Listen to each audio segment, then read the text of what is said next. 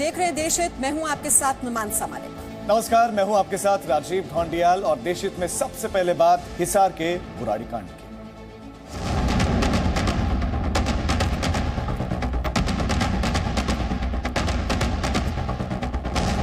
ग्यारह पन्नों में दर्ज डरावना सच।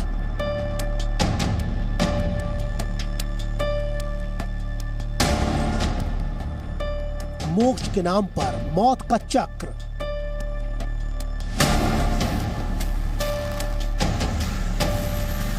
पत्नी और बच्चों का कत्ल कर दिया है और खुद भी सुसाइड कर लिया। परिवार की हत्या के बाद खुदकुशी।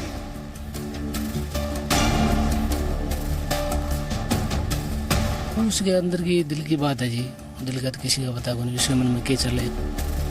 अंधविश्वास के फेर में तबाह 5 जिंदगियां। पता नहीं लगा जी क्या किया उसने, क्या सोची। ज्यादा परेशान हम भी हैं, अभी ऐसे कैसे कर दिया उसने। हिसार का बुराड़ी कांड।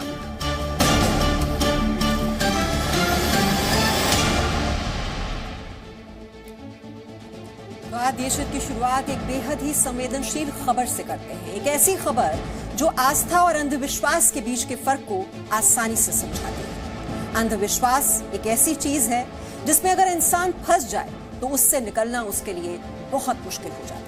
बिल्कुल, हरियाणा के हिसार में एक दिल दहला देने वाली घटना हुई है, जिसमें साल 2018 को दिल्ली के बुराड़ी में हुई घटना को इसने याद दिला दी है। दरअसल मोक्ष और शांति के नाम पर एक अंधविश्वासी शख्स ने अपनी पत्नी और अपने 3 बच्चों की पहले हत्या की और फिर खुदकुशी कर ली। उसने 11 पन्नों का एक सुसाइड नोट छोड़ा है, जिसे पढ़कर एहसास होगा कि अंधविश्वास के कारण कैसे 5 लोगों के परिवार की जिंदगी तबाह हो गई। कभी चींटी को भी न मारने वाला परिवार खत्म करे तो लोग गुस्सा भी करें, गाली भी दे, हो सकता है, मगर मैं तो सन्यासी हो चुका हूं। पिछले 1-2 साल में जीवन बस अटका हुआ था। आखिर 4-5 दिन पहले दिमाग ने हार मान ली। ये उस सुसाइड नोट का हिस्सा है जो खुदकुशी से पहले हिसार के रमेश ने लिखी थी। हरियाणा के हिसार के नंगथला गांव के इस घर के मालिक रमेश की कहानी सुनने के बाद हर कोई हैरान है। अंधविश्वास और मोक्ष की चाहत ने रमेश की आंखों पर ऐसी पट्टी बांधी थी कि वो अपने परिवार की हत्या करने में भी नहीं हिचका। 38 साल का रमेश हिसार में शादी के कार्ड छापने का काम करता था, लेकिन 19 दिसंबर की रात उसने अपनी पत्नी सविता, अपनी 14 साल की बेटी अनुष्का, 12 साल की बेटी दीपिका और 11 साल के बेटे केशव की बेरहमी से हत्या कर दी। रमेश अपने परिवार के साथ यहाँ पर रहता था। हालांकि उसके भाई और उनकी माँ इसी गांव में दूसरे जगह पर रहती है। रमेश अपने इस घर में अपने परिवार के साथ रहता था। परसों देर रात रमेश अपने घर आता है। अपने परिवार के साथ जो खाना बनाया जाता है उसमें कुछ नशीला पदार्थ मिला के उन्हें खाना खिलाता है और फिर देर रात रॉड से उनकी हत्या कर देता है। रमेश का शव भी घर से कुछ किलोमीटर दूर सड़क पर मिला। रमेश ने एक तेज रफ्तार गाड़ी के आगे कूदकर खुदकुशी की।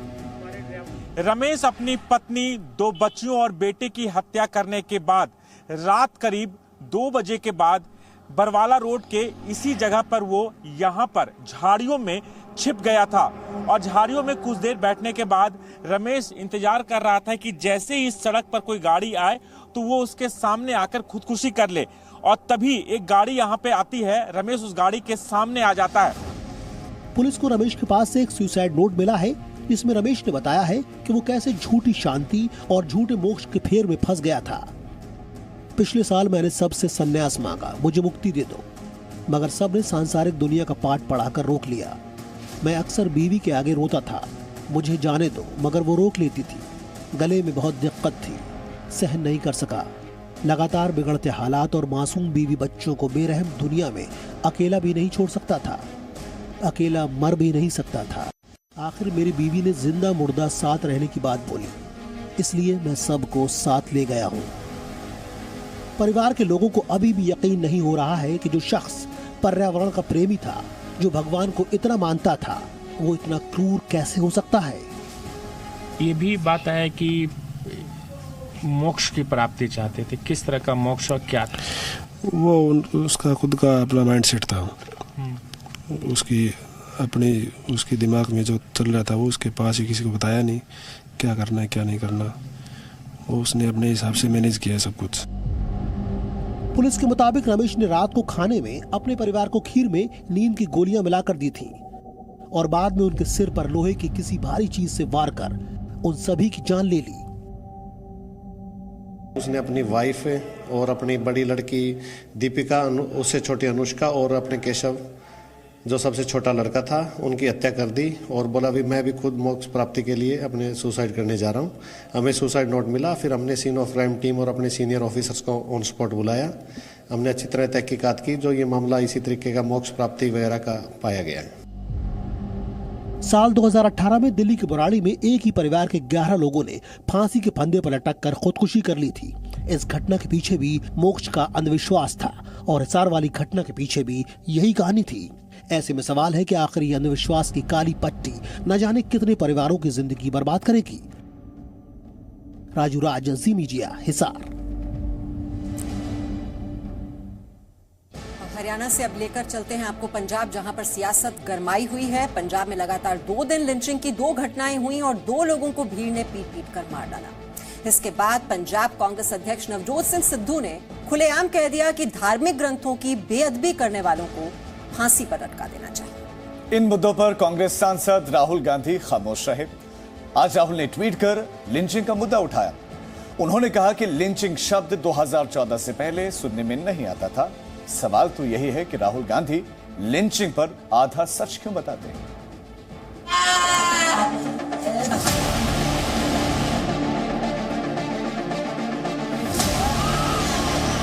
पंजाब के कपूरथला में 19 दिसंबर को गुरुद्वारे में बेअदबी के आरोप में एक युवक की लोगों ने पीट कर हत्या कर दी। हालांकि पुलिस उसे बेअदबी की जगह चोरी मान रही थी।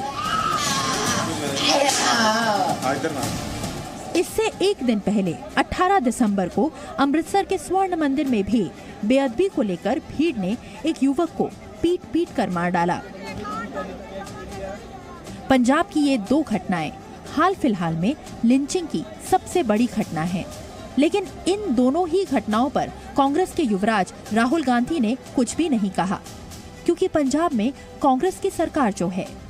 अंदाजा लगाइए कि अगर ये घटनाएं किसी बीजेपी शासित राज्य में होती तो राहुल गांधी का क्या रुख होता। हालांकि 2 दिन बाद राहुल गांधी ने लिंचिंग पर चुप्पी तो तोड़ी, लेकिन उसके लिए भी मोदी सरकार को ही जिम्मेदार ठहराया। साल 2014 से पहले लिंचिंग शब्द सुनने में भी नहीं आता था।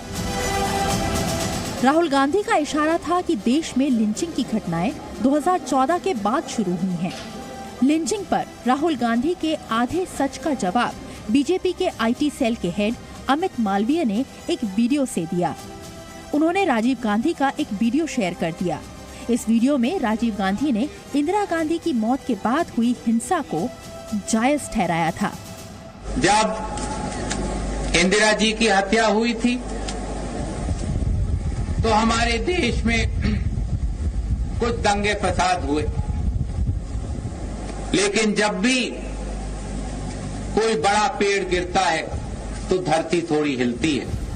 इस वीडियो के जरिए बीजेपी ने राहुल गांधी को 1984 सिख दंगों की याद दिलाई, जिसे बीजेपी सबसे बड़ी लिंचिंग मानती है।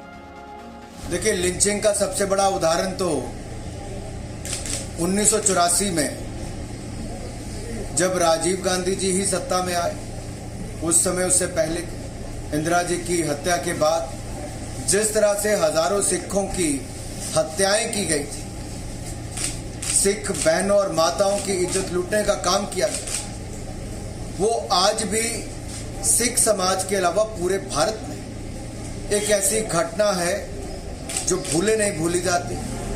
राहुल गांधी को आरोप लगाना तो पसंद है, लेकिन जब कोई पत्रकार पलटकर उनसे सवाल पूछे तो वो राहुल गांधी को पसंद नहीं। थैंक यू थोड़ी देर पहले को लेकर लिंचिंग पर आप भैया मैंने आपको बोला देखिए, सरकार की दलाली मत करो, डाइवर्जन फार्मर किलर शर्म करो, शर्म करो, शर्म करो, फार्मर किलर। राहुल गांधी एक पत्रकार होने के नाते हमारा धर्म है और हम आपसे भी सवाल पूछेंगे, लेकिन राहुल चाहते हैं कि वो जो आरोप सरकार पर लगाएं, मीडिया सिर्फ वही दिखाए और जो सवाल पूछे उसे दलाल करार दें। दिल्ली से रवि त्रिपाठी के साथ ब्यूरो रिपोर्ट, जी मीडिया। बॉलीवुड का एंग्री यंग मैन किसे कहा जाता है आप सभी जानते हैं, अमिताभ बच्चन को। लेकिन असल जिंदगी में तो उनकी पत्नी और सांसद जया बच्चन एंग्री वुमन दिखती है। दरअसल कल संसद में जया बच्चन का गुस्सा देश ने देखा और सुना। उन्होंने सरकार को श्राप भी दे दिया था।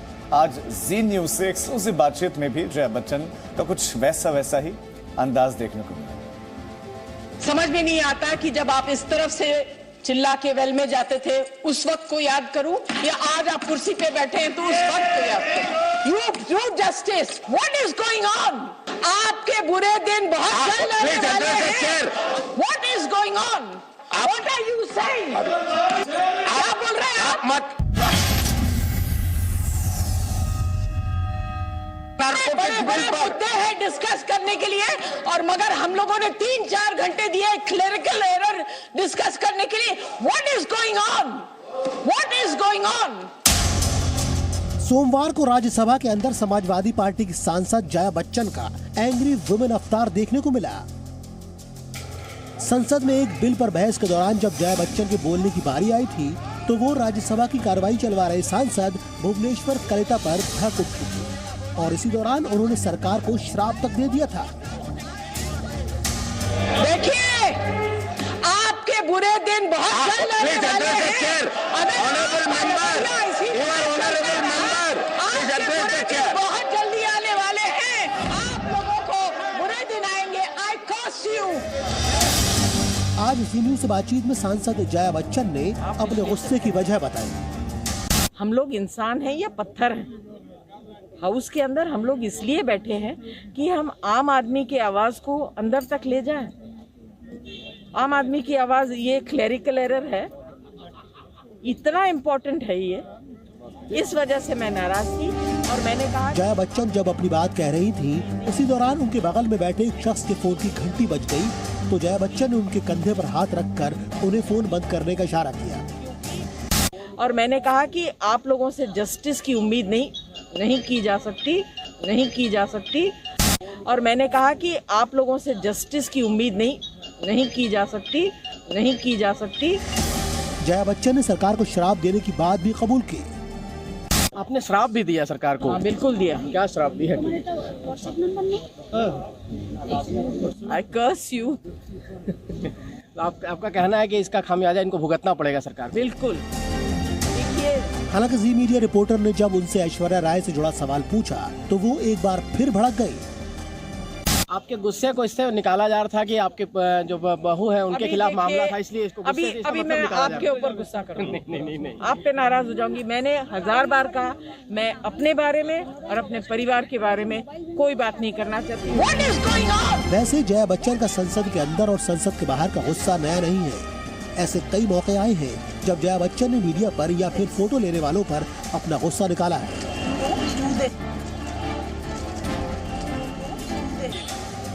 अमिताभ बच्चन बॉलीवुड और आम जीवन में जितना अपनी शालीनता के लिए जाने जाते हैं, जया बच्चन उनसे बिल्कुल उलट उतनी ही ज्यादा एग्रेसिव है। रवि त्रिपाठी के साथ ब्यूरो रिपोर्ट, जी मीडिया।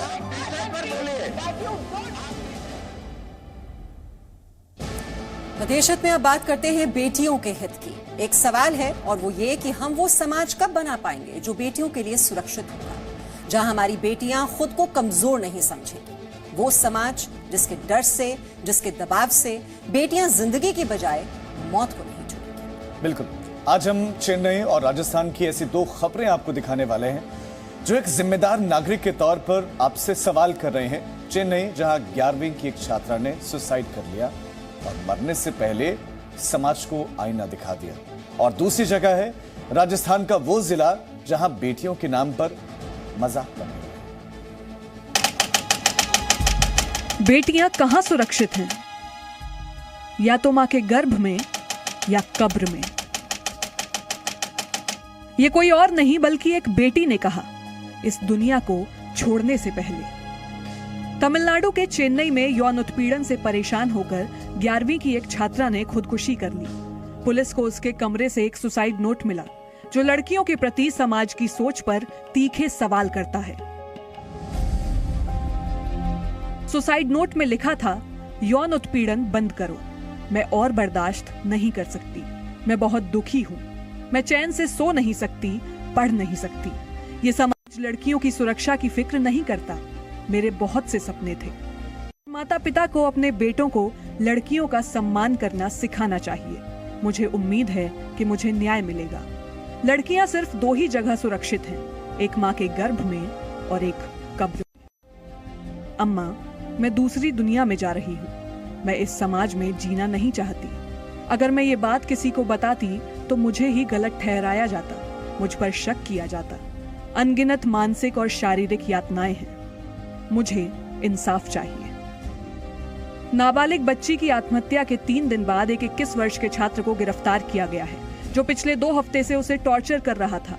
सोचिए, एक लड़की को अपने शोषण की कितनी पीड़ा रही होगी कि उसने खुदकुशी जैसा कदम उठा डाला, लेकिन उसने जाते जाते पुरुषवादी समाज के मुंह पर एक करारी चोट जरूर की है।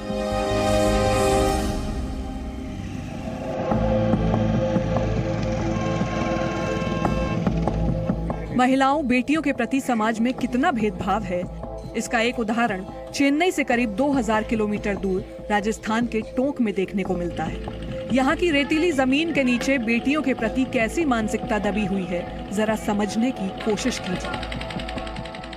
फालतू, सफेदी, अंतिमा, मिस कॉल या नाराजी, इन शब्दों का आपस में बेशक कोई तालमेल नहीं है, लेकिन एक चीज है जो इन सब में एक जैसी है। ये बेटियों को दिए गए नाम हैं। जयपुर से 100 किलोमीटर दूर टोंक जिले का एक गांव है लसाड़िया।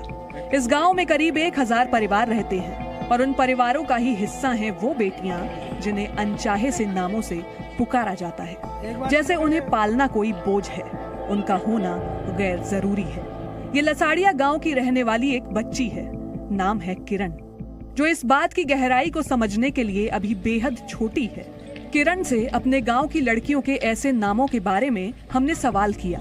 पूछा कि इस तरह बुलाए जाने पर कैसा लगता है। चूंकि लड़कियों को इस तरह से नाम से पुकारते हैं तो आखिर क्यों इस तरह के नाम दिए जाते हैं उनको? अच्छे लगते हैं घर वाले को, इसलिए पुकारते हैं। इस सवाल के साथ ही पीछे से किसी ने कहा कि अच्छा लगता है, तो किरण ने भी मुस्कुराते हुए कह दिया कि अच्छा लगता है। लेकिन वो नहीं जानती कि गांव के तमाम परिवारों में बेटियों के ऐसे नाम क्यों रख दिए जाते हैं। गांव के पुरुष खुद इस बात की पुष्टि भी कर रहे हैं। बेटियों के जो नाम है वो रखे गए हैं, क्या किस तरह से पुकारा जाता है उनको? यहाँ पर बेटियों को ज़्यादातर नाम फालतू हुआ, सफ़ेदी हुआ, तेजू हुआ, कमला हुआ और तुलसा हुआ, सीता हुआ, नमकीन, पेप्सी, ऐसे बहुत सारे नाम है जिन नामों से पुकारा जाता है। तो ईरान का युद्धाभ्यास इजरायल और ईरान के बीच पहले से ही खराब चल रहे रिश्तों को और बिगाड़ सकता है। दोनों देश एक दूसरे को काफी पहले से युद्ध की धमकी देते रहे हैं। आपको इन दोनों मुल्कों की ताकत के बारे में जानकारी देते हैं। बिल्कुल, हम सेना की सबसे पहले बात करें तो ईरान के पास 19,20,000 और इजरायल के पास 6,43,000 सैनिक हैं। ये सेना है उनकी। ईरान के पास 516 एयरक्राफ्ट और इजरायल के पास 595 एयरक्राफ्ट। तो ईरान के पास 161 फाइटर एयरक्राफ्ट हैं, वहीं इजरायल के पास 241 फाइटर एयरक्राफ्ट हैं। ईरान के पास 99 हेलीकॉप्टर और इजरायल के पास हैं 128 हेलीकॉप्टर। टैंक की बात करें तो इस मामले में ईरान ज्यादा मजबूत है। ईरान के पास 3,700 टैंक है तो इजरायल के पास 1,650 टैंक ही है। और सैन्य वाहनों की बात की जाए तो ईरान के पास 8,500 हैं और इजरायल के पास 7,500 है। ईरान के पास 770 आर्टिलरी है तो इजरायल के पास 650 आर्टिलरी है। और रॉकेट प्रोजेक्टर, जी हां, इस मामले में ईरान के पास 2,475, वहीं इजरायल के पास 100 रॉकेट प्रोजेक्टर है। तो ये दोनों ही देशों की तुलना हम कर रहे हैं। ईरान के पास 29 सबमरीन और इजरायल के पास 5 सबमरीन है। और अब बात करते हैं टैंक का जासूस, दुश्मन की आफत।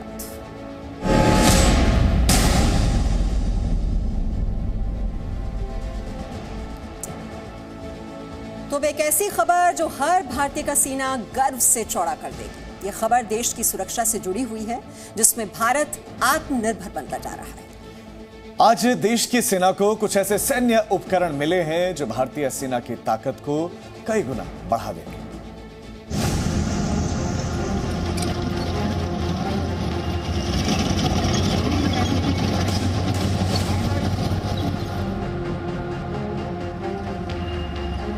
भारत के लिए LAC और LOC पर चीन और पाकिस्तान नई चुनौतियां खड़ी कर रहे हैं और इन नई चुनौतियों से निपटने के लिए भारत भी तैयारियों का स्तर बढ़ा रहा है।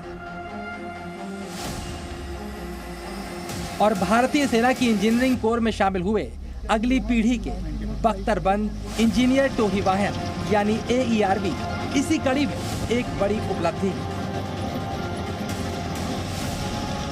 आज सेना प्रमुख जनरल मनोज मुकुंद नरवणे ने स्वदेशी बख्तरबंद इंजीनियर टोही वाहनों के पहले बेड़े को सेना में औपचारिक रूप से शामिल किया। जो पुरानी AERV रिकॉनेसेंस व्हीकल हमारे पास थी, उसका ऑपरेशंस में काफी इस्तेमाल किया जा चुका है। बदलते युद्ध क्षेत्र में नई क्षमताओं और नए उपकरणों के सही सेना की ताकत बड़ी है और सैनिकों का मनोबल भी ऊंचा होता है। चलिए अब हम आपको समझाते हैं आखिरकार क्या है AERV और ये किस तरह भारतीय सेना के लिए गेम चेंजर साबित होने वाले हैं। पश्चिमी मोर्चा, जहां पर भारत को पाकिस्तान की चुनौतियों का सामना करना है, जहां पर टैंकों की लड़ाई काफी महत्वपूर्ण हो जाती है, जहां पर ऑपरेशंस को तेजी से अंजाम देने की चुनौती है, जहां पर टैंक को तेजी के साथ फ्रंट तक पहुंचाना होता है, वहां पर यह बख्तरबंद टोही वाहन गेम चेंजर साबित होंगे, क्योंकि ये आर्मी के ऑपरेशंस की गति को बढ़ाने में बड़ा योगदान देंगे। आज हमारे पास स्वदेशी रूप से डिजाइन और विकसित इक्विपमेंट है जो टैंक की गति से मेल खाएगा, जल्द से जल्द रेकी करेगा, पुल के निर्माण के समय को कम करेगा, जिससे हमारे वेस्टर्न बॉर्डर्स में मैकेनाइज्ड ऑपरेशन की क्षमता बढ़ेगी। भारतीय सेना की इंजीनियरिंग कोर में शामिल हुए AERV रेकी और रेस्क्यू वाहन है।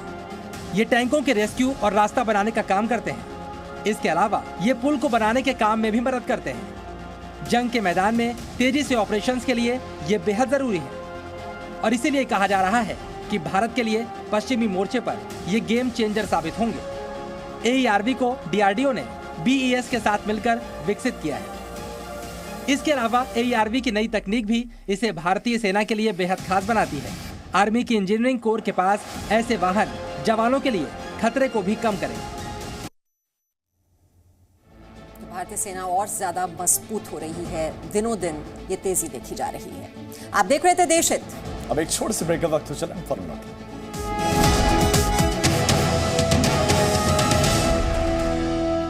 Presenting B News app, available on Google Play and App Store. Download it now.